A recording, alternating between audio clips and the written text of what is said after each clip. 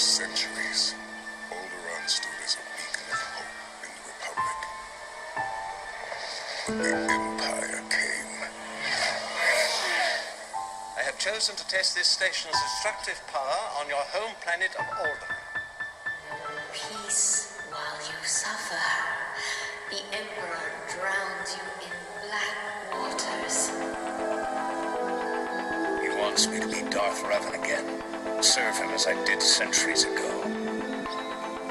He made me a Sith Lord and named me Darth Revan. The Force does not control you. You saved Ugantian using something you thought was important. But your motives are still aligned with the Jedi Code. To arms, men! Defend the throne! Anakin Skywalker was weak. I destroyed him. He was weak and foolish like his father. So I destroyed him. Master Windu, you have fought gallantly. Worthy of recognition in the archives of the Jedi. It is finished. To them it is.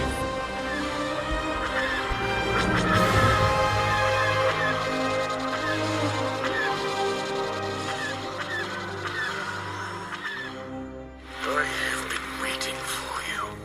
Is it true that he is the chosen one? Hey guys, and welcome back to State of the Galaxy, episode number 6. We've just finished up our spoiler cast, Harrison and I. I'm doing a bit of a solo thing before I go into an interview with Harrison. We did about 20 minutes where we were talking about elements of the Star Wars universe we wanted to have patched up a bit. We felt like there was some information that was missing out, and then we go into detail about what kind of medias we would want that explained in. But I'll let past versions of us explain that for you. So one thing I wanted to go into was, because there's a lot of different thoughts about this, not only because of original canon but also because of the new trilogy. I was wondering what makes the ideal Sith Lord, or just Sith in general. Would it be someone who is cold and calculating, who makes snap decisions, who isn't necessarily fluent and majestic in their movements, but is like a powerhouse on not just one adversary, but also multiple groups of not necessarily force-wielding, but sometimes force-wielding enemies?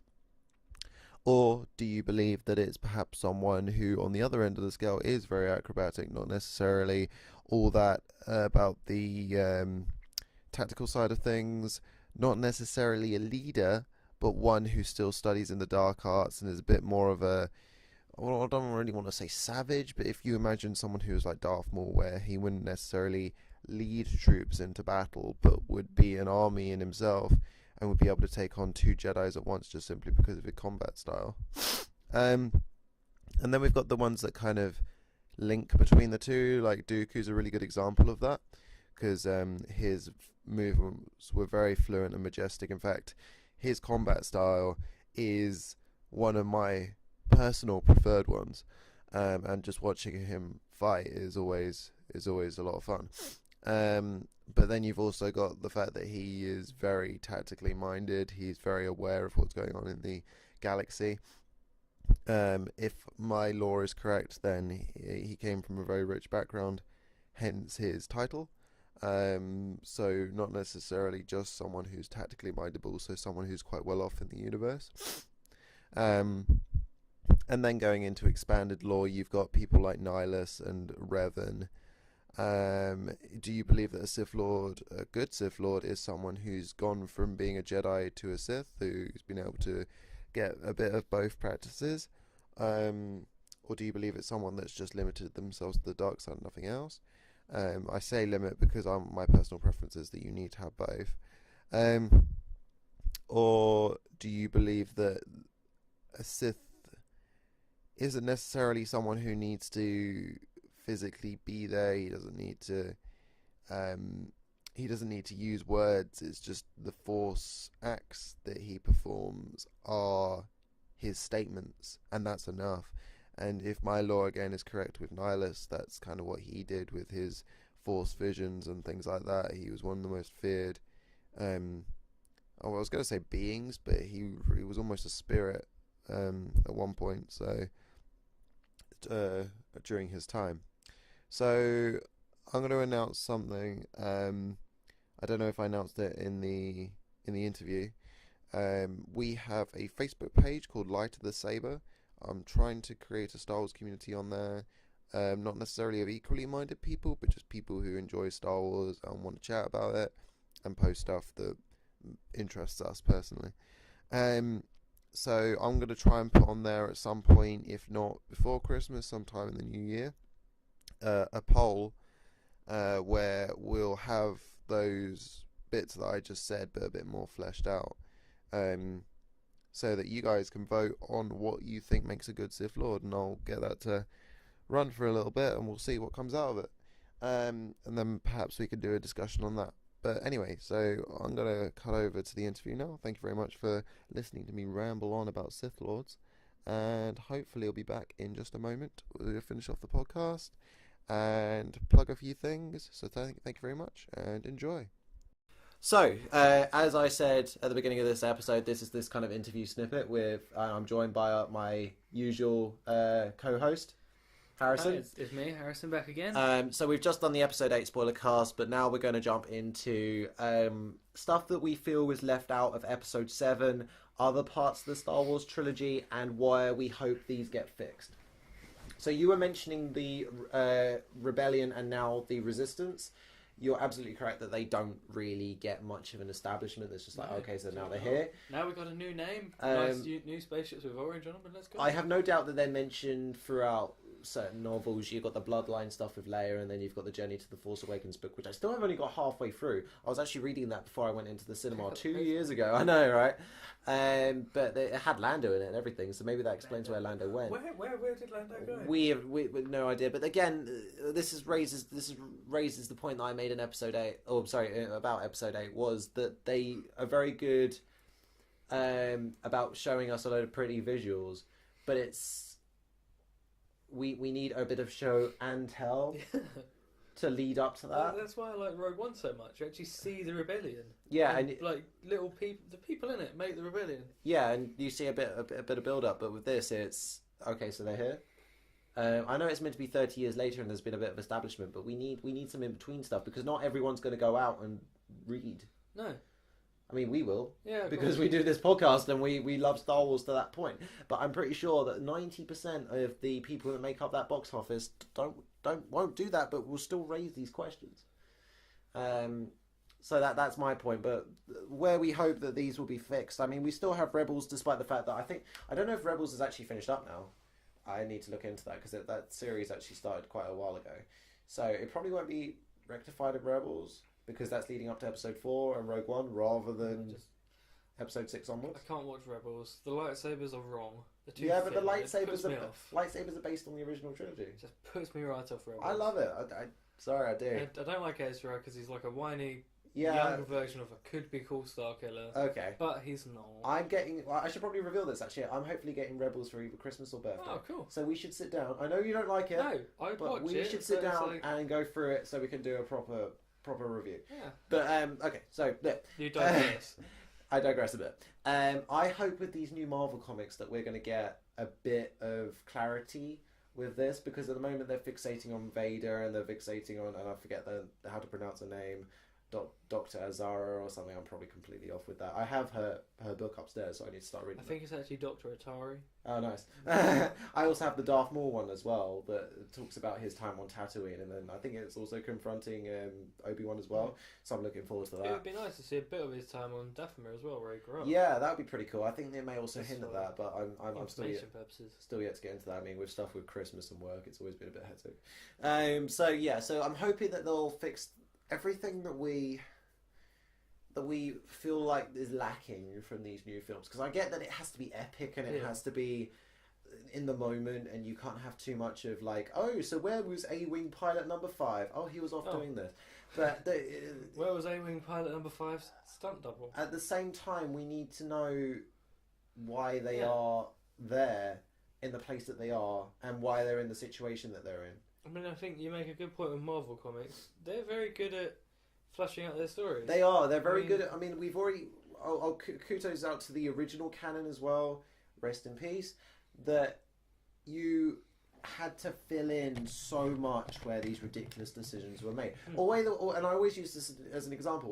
All the way up to the point where Samuel L. Jackson said, "I'm not doing Star Wars until you guys give me a purple saber." Then they had to make up all this lore just to justify why one of the main members of the Jedi Council has a purple saber. And there's other stuff as well. They're just explaining all these weird decisions that were made throughout the films. Which is probably one of the main reasons why I like the Star Wars canon, because it picked all the Star Wars expanded universe, because it adds to Star Wars and also fixes a few things. So I'm really hoping that they'll do this with the new films, especially Force Awakens, because it's still at the moment it still stands as such a I don't even have it on the background of the, like. If you don't mind me embracing other media just for a second, if I'm having like a quiet Sunday evening with a roast and I'll sit down and put on an episode of Sherlock, I don't really have to concentrate too much because I've seen it before. I still can't do that with episode 7. I feel like I have to really concentrate but still not enjoy it, or just not have it on at all. I feel like I can only watch episode 7 on the weekends. That's how it feels. It's just the weekend. I have to watch it on a Saturday, then I've got all day Sunday to recover. It's like, it really does take it out of you, and you. Yeah. It's a bit of a soul-sucking film. And there's so much where they want to show you nice visuals and you feel like a lot's going on, but at the same time it's like nothing's going on. You've got John Boyega doing a really good job as Finn. Yeah, and I've really this new character. I've never had a problem with John Boyega ever. I mean, he was awesome in Attack the Block, his first film, but I just don't like Finn. No, the character is really annoying. And it's like, I've cleaned this place. I know the whole place. Yeah. I mean, again, I think we need to perhaps get Turnbull in on this, and we need to get Matt on. We need to get everyone in on this who has an opinion on this. We need to assemble the squad. We need to assemble the squad to talk about Finn. Yeah. Because now with episode 8 and stuff like that, with his character's being fleshed out a bit. We need to. But has he though? We're not going into this. We're not going into this.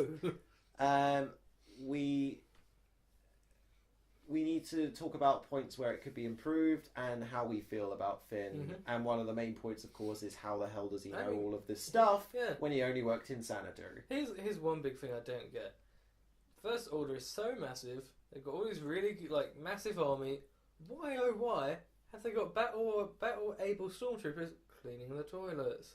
Why? Or as opposed to, the First Order is supposedly so established. Why are they sending someone from sanitary on like the most important mission ever to claim the thing that will destroy Skywalker, which at that present moment was the full front focus of the First Order? Were they running out of stormtroopers, so they got to send cleaners out? Because we've already established that there are so many of them. I mean, you look at Starkiller Base just alone; like they're everywhere. Like Nazi walk sort of thing, where they're all like parading. There's thousands of them. It's ridiculous. I still don't understand that. That's why I always thought that Finn was a double agent, because it's like there's no other reason why they would send him along. The fulcrum of a kind.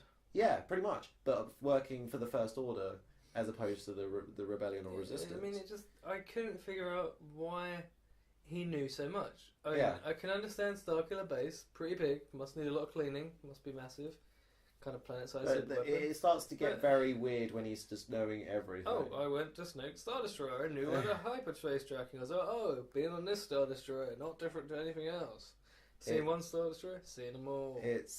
It does get a bit absurd, the amount of information that you know, because you could be a cleaner and say Blue Water or wherever is your local shopping centre, but you don't know how all the tills and stuff work in the shops. I clean this place. No, this works. Beep bop beep bop beep. Unlock.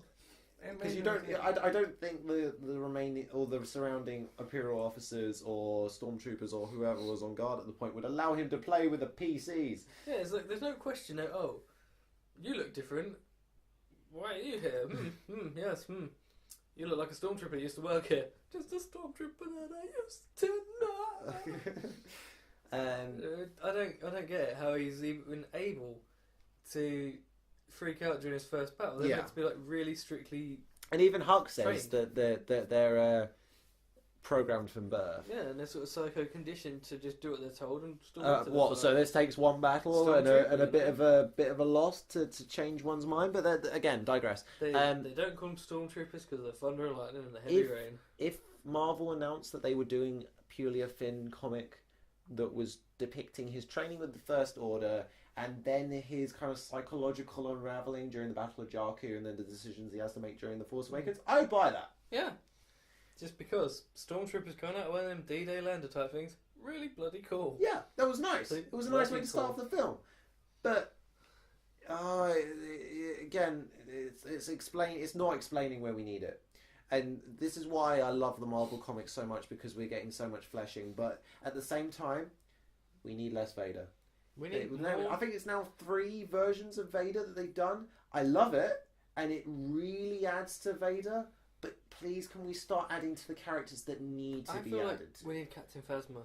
We need more of that chrome-wearing woman. See, I'll get back to you after I've read her book. But why is her armor chrome? That is one big question I've got. I don't know whether it's just a leadership thing. But no one else has it. Yeah, but maybe no one's at that point. Maybe just no one's walking around, not shooting. She still kills no one. Other captains. And again, when she says to Finn, "Oh, you need to come, blah blah blah, and get evaluated and reprogrammed," why didn't they just do that straight away? Why just let him go off like, "Oh, he's scary. He's getting a bit scared. He might ditch us for the rebels." Yeah, it looks like he's psychologically unraveling. Give him 10 minutes. No, give him a minute. Sit down. Quarantine him and work out what's going on. And Kylo Ren definitely saw him during that scene. He looked right at him. He's like, nah. Why? Just do something. Oh, that film does so much, but does so little. We'll have no trouble here. It's ridiculous. And Marvel, please save our Star Wars, because we need you more than ever right now. I feel like Marvel needs to do their own animated series just to speed things along. Like Clone Wars and Rebels shouldn't have got stopped because it was going very well. Clone Wars, I feel like, obviously had its point where it needed to stop, just because we needed it to start going into episode 3 at some point. Clone Wars would have eventually gone into the episode 3 arc. Could have had the invasion of Coruscant. That could have been great to see animated. That would have been cool, because now apparently all that stuff that we saw in 2D is no longer canon. Yeah. All we have is that text roll, which is a shame, because all the stuff that we saw in 2D was kind of cool.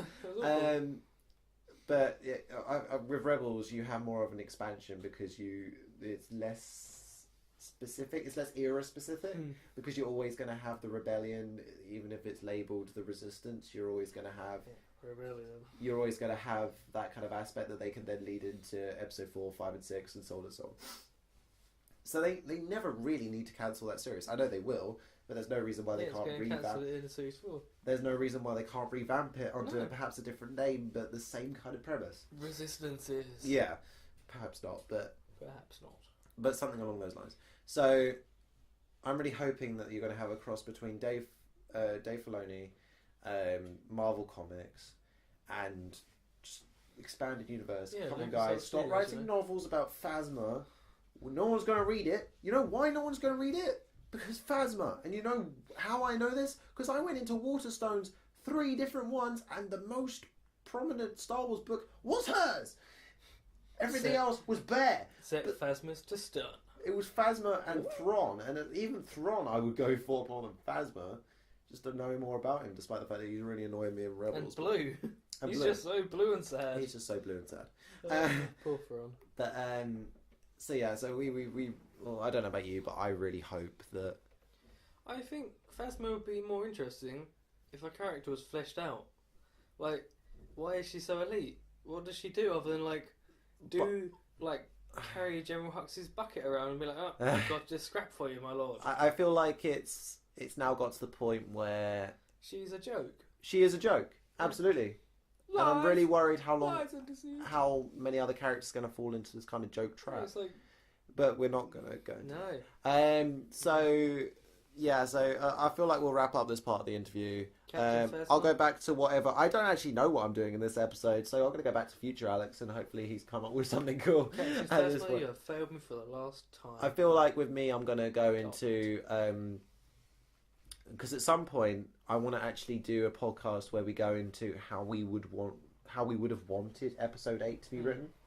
and then go through. You remember how I went through with the spoiler cast? We'll do Yeah. exactly the same thing, but in a bit more detail, and we'll go through it scene by scene, and we'll depict how we wanted episode 8 to run. Okay. I think I've got Eleanor in on that as well, hopefully, and she's a fantastic writer, so that will. She studies English and create writing. There we go. hopefully So, she'll be good at it. so Sure she is. and she likes the Star Wars universe, so she's seen episode 8, so we will hopefully be able to come up with a Constructive version of episode constructive version of episode 8, and perhaps what we wanted to see rather than what we got. 8. Pass it on to Rianne Johnson and get it in. Yeah, just say, Ryan, this was how this should have gone down.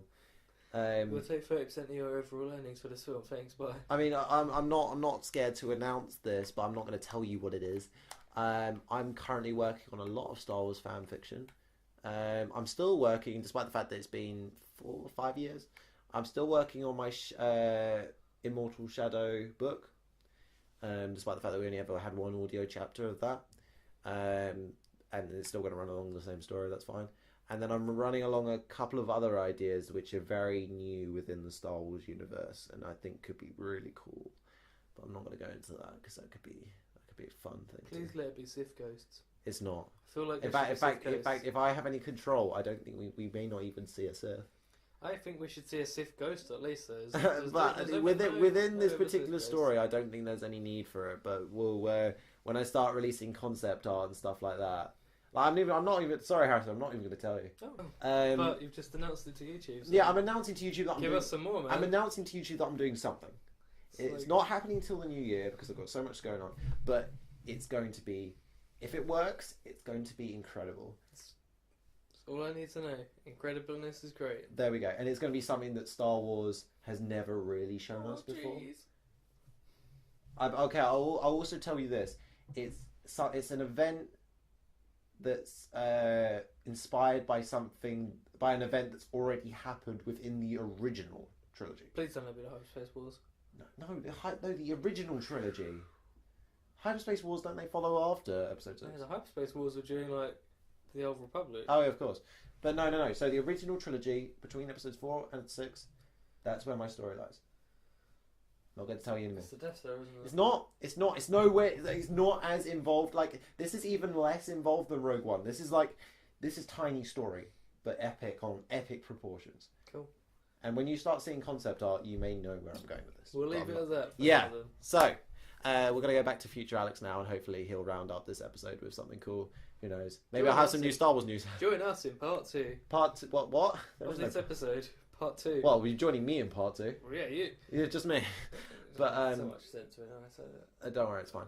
I'll see you in a bit. See you soon, man. Cool. So so we went into a bit about what could be not necessarily changed, but just what might need fixing in the future. Hopefully, Marvel Comics will get on that. So let's just plug a few things. So we've got our Light at the Saber Facebook page. I'm wanting to do some graphics in the new year, so we'll see that. But it will just be a vocal thing at the moment. Please feel free to message either my personal Facebook account or the actual page itself. I think there's a point where you can leave a message. If not, there will be soon. And just talk Star Wars with us, because that's what we love doing most. So we got that. I've also got my art page, which is called Your Art Bench, and you'll be able to find that on Instagram, Twitter, Facebook, and at the moment those are the only real mediums that I've got going. Oh yeah, Tumblr as well. So feel free to have a look through some of that stuff. There's a lot of Star Wars art on it, and a lot of other cool fan stuff. So do feel free to have a look and let me know what you think. So thank you very much for watching, or listening I suppose, to Light the Saber episode 6. Whether you are Jedi or Sith, Resistance or First Order, Rebels or the Empire, CIS or the Galactic Republic, or the Mandalorians, I hope you have a very good day whatever you're doing, and may the Force be with you.